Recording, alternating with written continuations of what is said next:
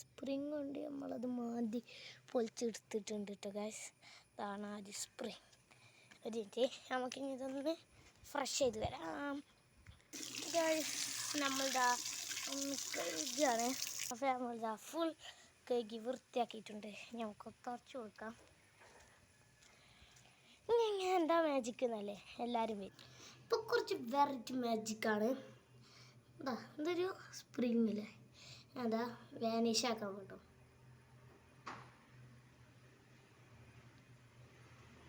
കാണാൻ പാടില്ല.